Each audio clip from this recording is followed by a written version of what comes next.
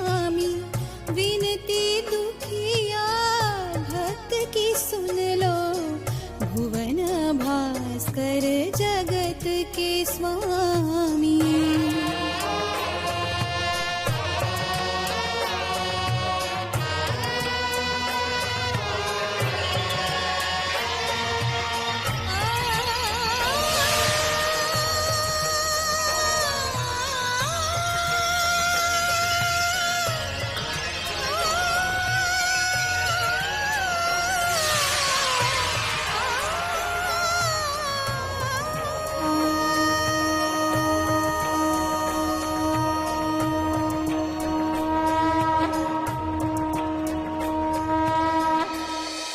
मारुति, मेरे हृदय की पीड़ा आप ही के कारण कम हो पाई है, एवं मेरे पति भी धीरे धीरे आप ही के कारण स्वस्थ हो रहे हैं। आपने बहुत कृपा की है मुझ दुखियारी पर। नहीं माते, मैं कृपा करने वाला कौन हूँ? मैं तो निमित्त मात्र हूँ। ये तो मेरे गुरुदेव तथा आपके आराध्य सूर्य देव की कृपा एवं आपकी सतत सेवा का फल है। व्यक्ति यदि निस्वार्थ निष्काम होकर किसी के कल्याणार्थ सेवा करे तो उसका प्रतिसाद ईश्वर अवश्य प्रदान करता है माते। धन्य है वो माता जिन्होंने तुम्हें जन्म दिया।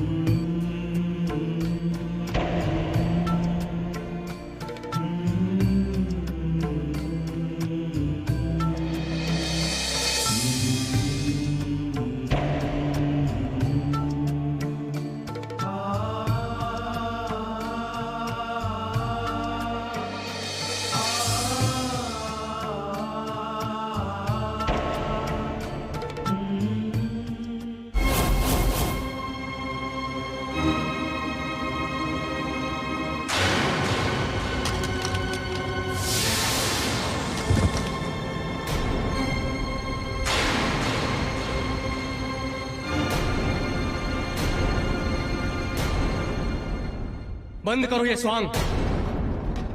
ना तुम मेरी पत्नी हो और ना ही मैं तुम्हारा पति। हमारे बीच कोई संबंध नहीं है।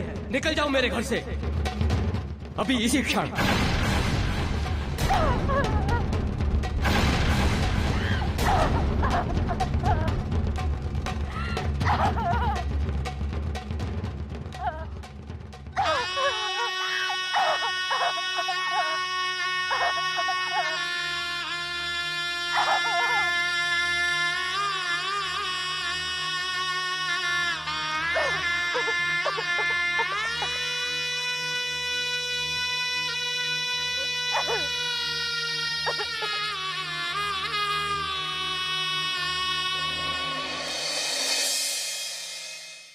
तदोपरांत हमारे पूर्वजों की आत्माओं का क्या हुआ गुरुदेव? वो आत्मा तो कपिल मुनि के श्राप से जलकर भस्म हो गई थी। राम, अकाल मृत्यु के कारण उनकी आत्माएं भटकती रहीं। किसी को पता नहीं चला कि उनका क्या हुआ। और महाराज सगर के राज्य में लंबे समय तक यज्ञ चलता रहा। कोई कुछ भी नहीं समझ पा रहा था कि अश्वमेध यज्ञ का अश्व गया तो कहां गया। तब यज्ञ के देवता ने स्वयं प्रकट होकर बताया कि अश्व पाताल लोक में कपिल मुनि के आश्रम में है। ये सुनते ही राजकुमार असमंजस अश्व को खोजने के लिए कपिल मुनि के आश्रम में पहुंचे।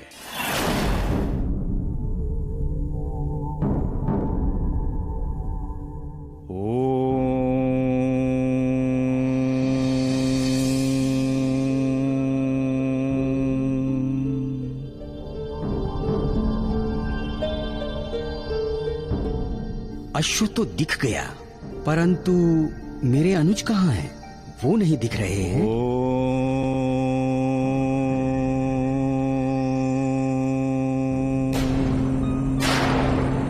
और ये क्या है?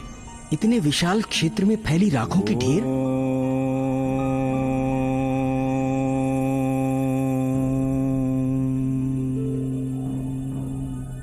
ऋषिवर, अयोध्या कुमार महाराज सगर के पुत्र असमंजस का प्रणाम स्वीकार करें।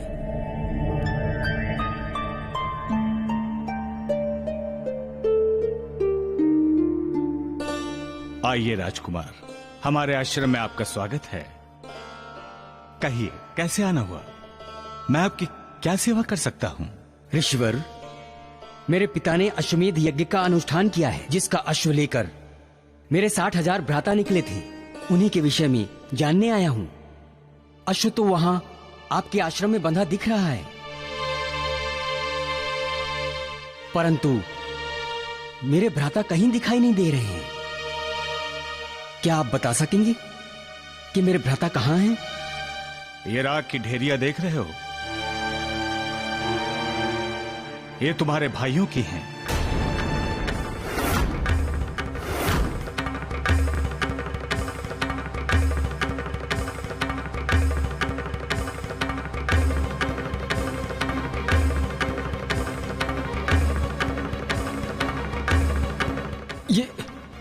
ये राख की ढेरियां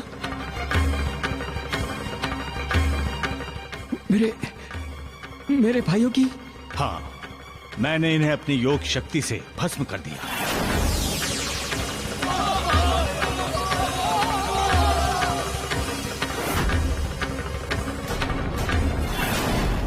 भस्म कर दिया?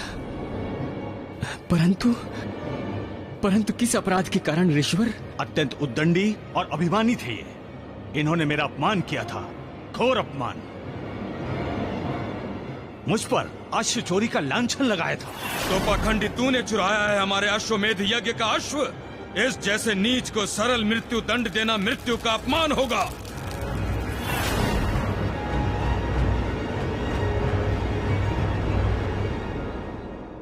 इन्हें इनकी भूल के लिए क्षमा करें ऋषिवर।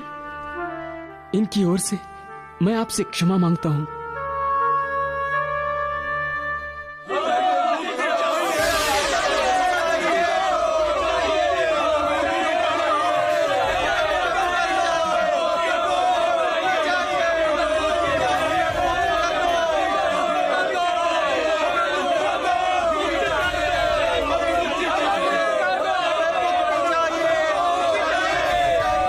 ये सब क्या है ऋषिवर? ये सब ऐसे क्यों चिल्ला रहे हैं? अकाल मृत्यु हुई है इनकी। अकाल मृत्यु के कारण आत्माएं मुक्त नहीं हो पाती, भटकती रहती हैं। इनकी आत्माएं भी भटक रही हैं और ऐसे ही भटकती रहेंगी। नहीं ऋषिवर, नहीं। मेरे भ्राताओं के विषय में ऐसा मत कहिए। उन पर कृपा कीजिए ऋषिवर, उन पर कृपा कीजिए एवं उनकी मुक्ति का मार्ग बताइए ऋषिवर। उनकी मुक्ति का मार्ग बताइए। राजकुमार असमंजस, तुम सही अर्थों में इक्ष्वाकु कुल के वंशज हो। गर्व करेगा तुम्हारा कुल तुम पर। इन सब की मुक्ति का एक ही मार्ग है राजकुमार। वो कौन सा मार्ग है ऋषिवर? कृपया बताएं। वो मार्ग है ब्रह्मलोक में बहने वाली गंगा का धरती पर अवतरण। उसी मुक्तिदायिनी गंगा जल के पवित्र जल से इनकी मुक्ति हो सकती है।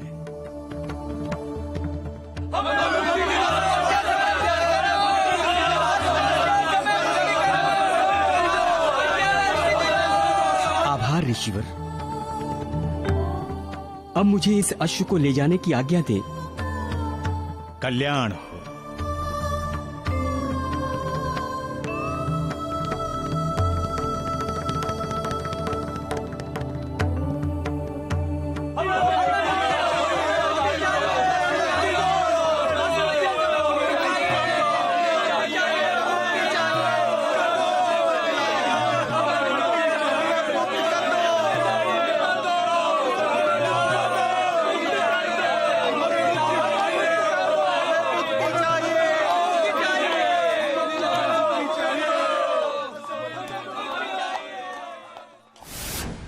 राम असमंजस ने कपिल मुनि के आश्रम से अश्वमेध यज्ञ के अश्व को लाकर पूर्ण आहुति तो अवश्य करवा ली राम, किंतु महाराज सगर अपने 60,000 पुत्रों के समय से पहले हुई मृत्यु का शोक सहन नहीं हुआ।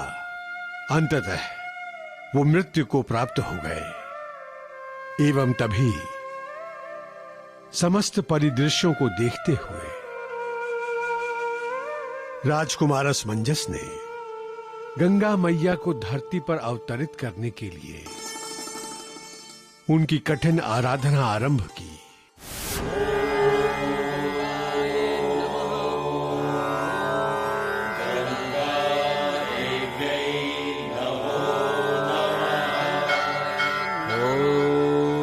देवी सुरेश्वरी भगवती गंगे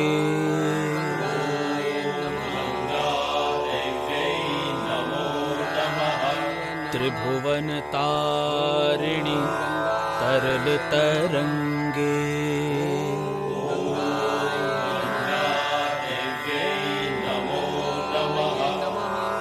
ओम देवी सुरेश्वरी। असमंजस ने कई वर्षों तक गंगा मैया की कठिन आराधना की।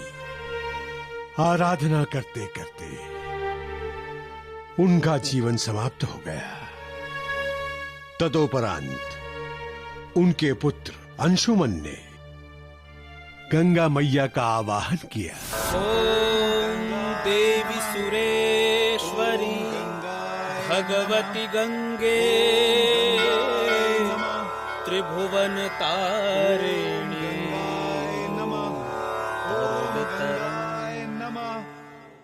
अंशुमन की मृत्यु के पश्चात उनके पुत्र भागीरथ ने बचपन में ही ये प्रण लिया कि वो अपने पूर्वजों की आत्मा की मुक्ति के लिए गंगा मैया को धरती पर अवश्य लाएंगे। भगवती गंगे त्रिभुवन तारिणी तरल तरंगे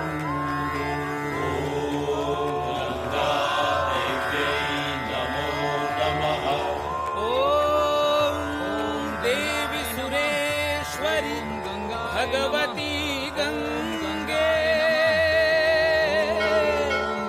त्रिभुवन तारिणी तरल तरंगे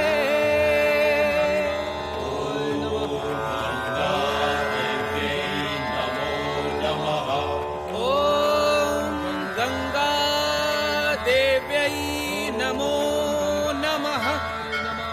ओम सुरसरी देव्यै नमो नमः।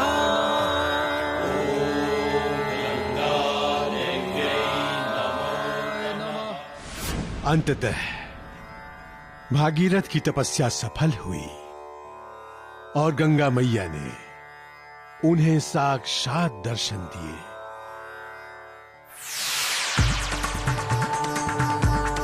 भागीरथ,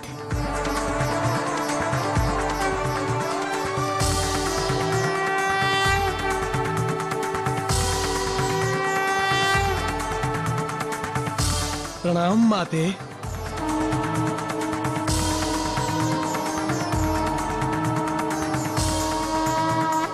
मैं तुम्हारी तपस्या से प्रसन्न हूँ।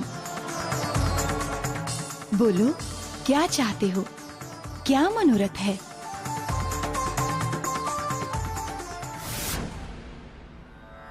भागीरथ ने गंगा मैया को बताया कि वो अपने पितरों की मुक्ति के लिए अपने पितरों का तर्पण गंगा के जल से करना चाहते हैं और इसलिए उन्हें ब्रह्मलोक को छोड़कर धरती पर अवतरित होना ही होगा। और राम, यहीं से गंगा मैया की धरती पर अवतरित होने की प्रक्रिया आरंभ हुई।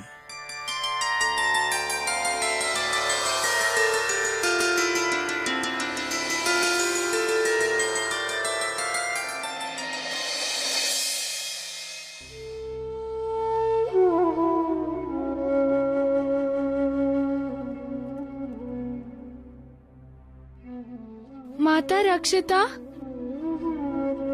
आप इस प्रकार अधीर ना हो। अपने आराध्य सूर्य देव पर पूर्ण आस्था रखें। आपका कष्ट अवश्य दूर होगा। अब और कितनी आस्था रखूं? कैसे रखूं?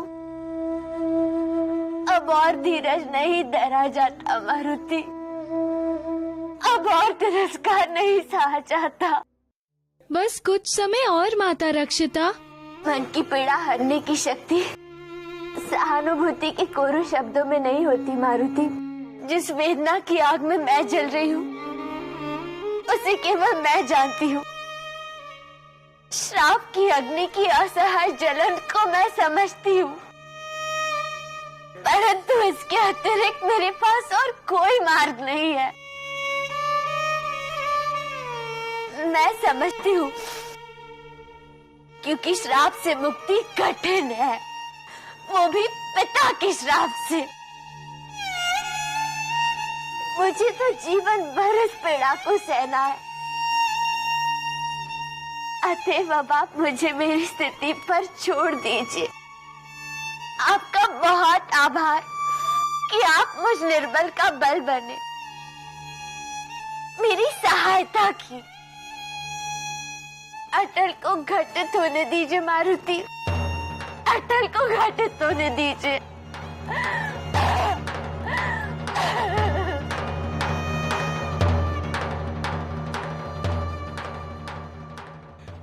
ऐसे यहाँ बैठकर क्या विलाप कर रही है?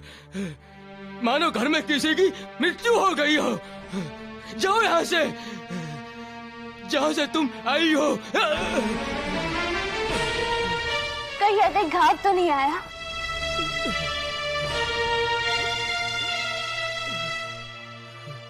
तुम जाओ यहाँ से,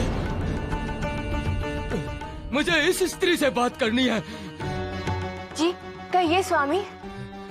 नहीं हूँ मैं तुम्हारा स्वामी, क्योंकि तुम मेरी पत्नी नहीं, समझी?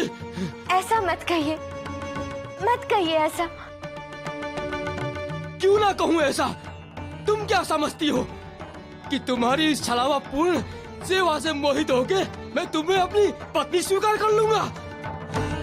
कदापि नहीं, कदापि नहीं।